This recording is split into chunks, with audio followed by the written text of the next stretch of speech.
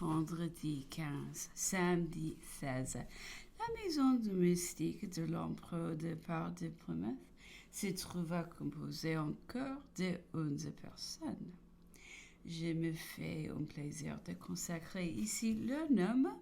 Je le dois à leur dévouement, quelque nombreuse que se trouvait cette maison de l'empereur. On pourrait dire cependant que depuis notre départ d'Angleterre durant notre traversée et depuis notre débarquement à Sainte-Hélène, elle avait cessé d'exister pour lui. Notre dispersion, les incertitudes de notre établissement, nos besoins et régularités avec lesquels ils étaient satisfaits, avaient nécessairement créé les désordres. Dès que nous nous trouvâmes tous réunis à Longwood, l'empereur voulut régulariser tout ce qui était autour de lui et chercha à employer chacun de nous suivant la pente de son esprit, conservant au grand maréchal le commandement et la surveillance de toute grande. Il confia à M. de Montalon tous les détails domestiques. Il donna au général Gourgaud la direction de l'écurie et me réserva les détails des meubles avec l'administration intérieure de ceux qui nous seraient fournis. Cette dernière partie me semblait tellement en contact avec les détails domestiques et j'ai trouvé que l'unité sur ce point devait être si avantageuse au bien commun que je me prêtais le plus que j'ai pu à m'en faire dépouiller, ce qui ne fut ni difficile ni long. Ces nouvelles dispositions de l'empereur arrêtées, tout commença à marcher tant bien que mal, et nous en fûmes certainement beaucoup mieux.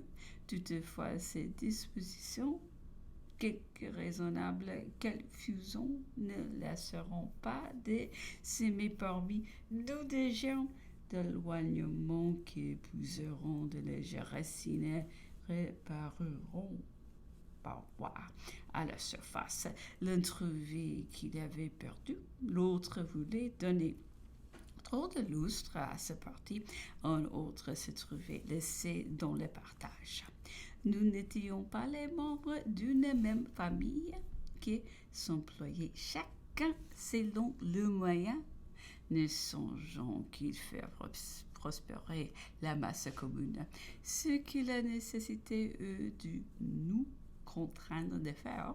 Nous étions loin de la mettre en pratique. Nous nous débattions encore sur les débris de quelques luxes et les restes de quelques ambitions.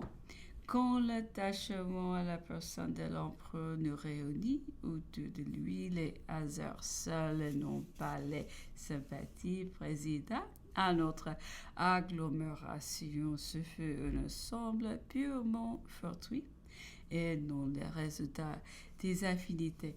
Aussi formions-nous masse à Longwood plutôt par un surclus que par cohésion. Et comment on eût-il d'être autrement?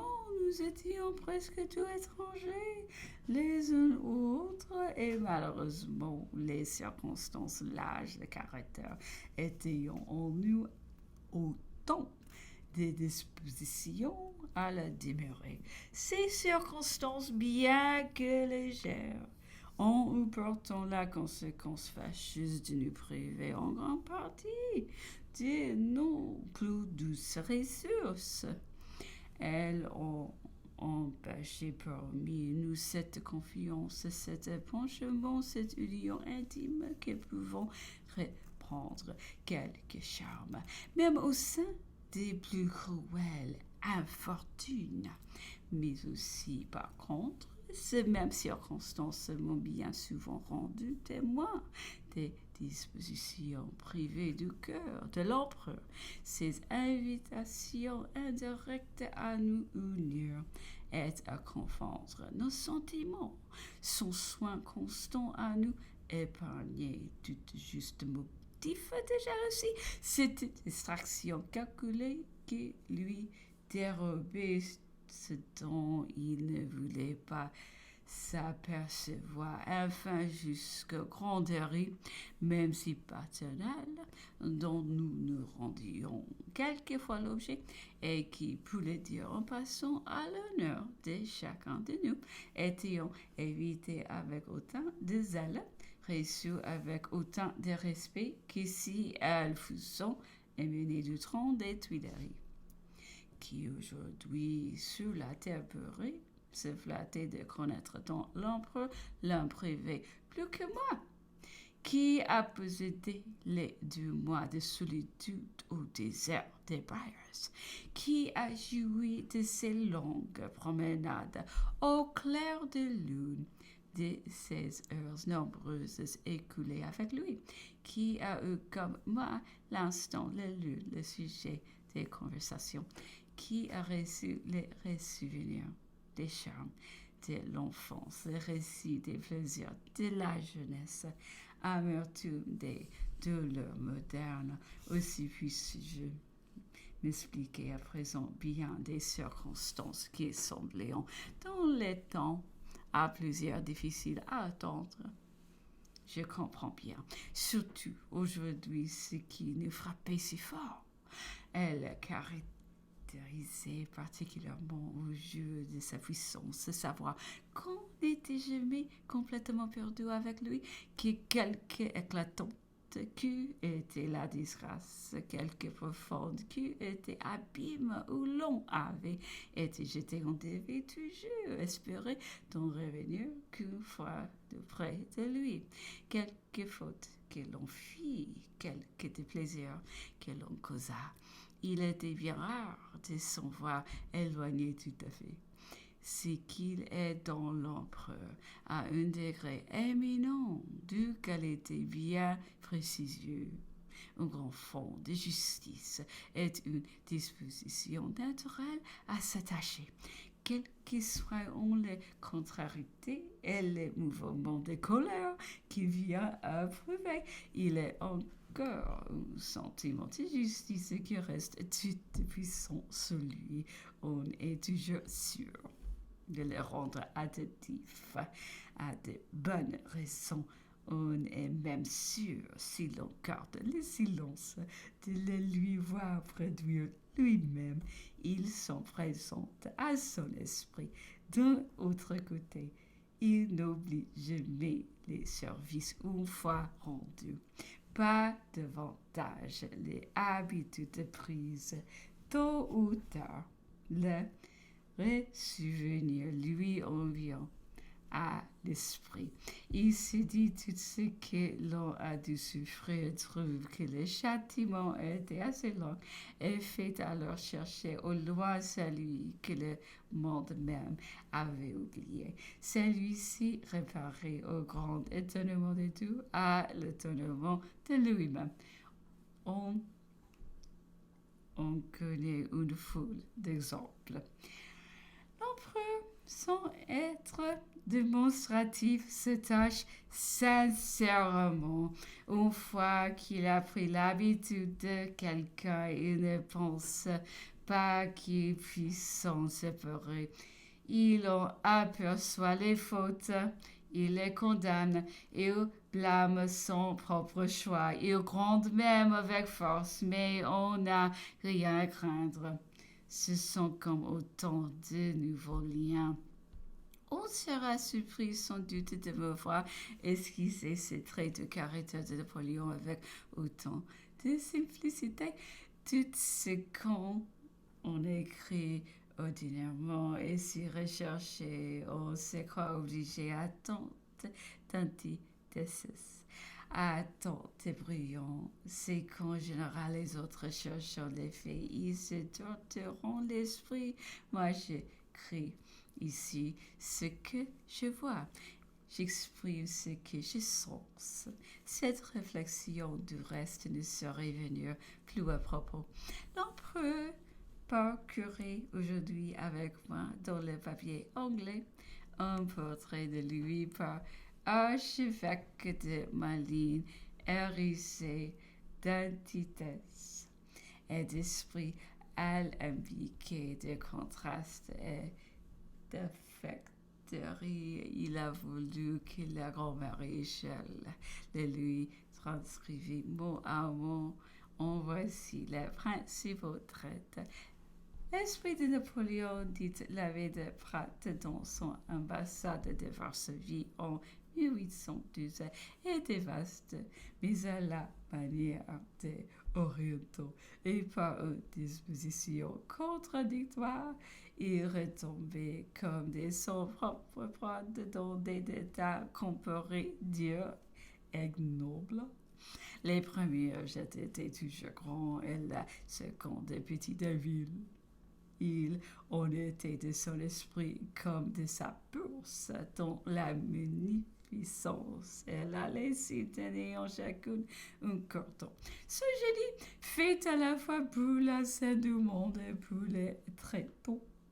Représentait un manteau royal joint à un habit délicat. C'était l'homme des deux extrêmes, l'homme qui, ayant commandé aux Alpes de s'abaisser au simplon de s'aplanir, à la mer de s'approcher ou de s'éloigner de ses rivages, a fini se livrer lui-même à une croisière anglaise. Doué d'une sagacité merveilleuse, infinie, étincelant d'esprit, saisissant, créant dans toutes les questions des rapports inaperçus et nouveaux, abondants en images vives, pittoresques, en expressions animées et pour ainsi dire d'ardeur, plus pénétrantes pour incorrection même de son langage, toujours un peu épreint d'étrangeté, suffisent de se dire mobile à l'excès. Il s'était fait d'autres règles d'optique que les autres hommes, joignait à ses dispositions l'ivresse du succès, l'habitude de boire dans la coupe enchantée, de s'élivrer de toute l'essence de l'univers, et vous serez sur les voies de l'homme qui, unissant dans ses bizarreries tout ce qu'il y a de plus élevé et de plus vil parmi les mortels, des plus majestueux dans l'éclat de la souveraineté, des plus péremptoires dans les commandements, avec ce qu'il y a de plus ignoble et de plus lâche, jusque dans ses plus grands attentats. Joignant les guet-apens au détrônement, présente une espèce de Jupiterskippen qui n'avait pas encore paru sur la scène du monde. Certes, voilà de l'esprit et du plus recherché. Je passerai sur l'inconvénient, c'est le scandale de caractère grave d'un prêtre, d'un archevêque comblé des bienfaits de son souverain, auquel durant sa prospérité, il fit la cure la plus assidue qu'il endura des plus grandes flatteries, et qui se fermait au jeu de l'infortune des expressions aussi triviales, aussi grotesques, aussi injurieuses que celles qu'on vient de lire plus haut. Napoléon, on habite dans les cannes, oh, Jupiter-Scapin. Je ne m'arrêterai que sur le mérite du jugement de monsieur l'abbé de Pratt.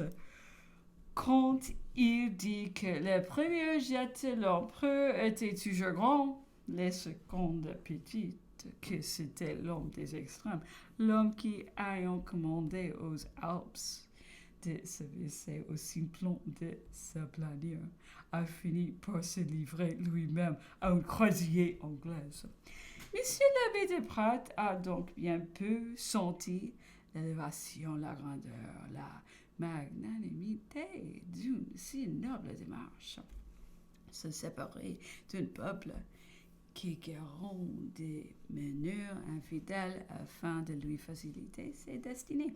Sacrifier ses intérêts personnels au mot d'une guerre civile dont résultats nationaux, dédaigner des asiles honorables, assurer mes dépendants, préférer le refuge chez un peuple dont on fut pendant 20 ans les constants ennemis, lui supposer une magnanimité égale à la sienne, honorer assez ses lois pour ici croire à l'abri de l'ostracisme de l'Europe. Certes, de telles pensées, de telles déterminations ne sauraient être l'opposé du gigantesque, du noble et du grand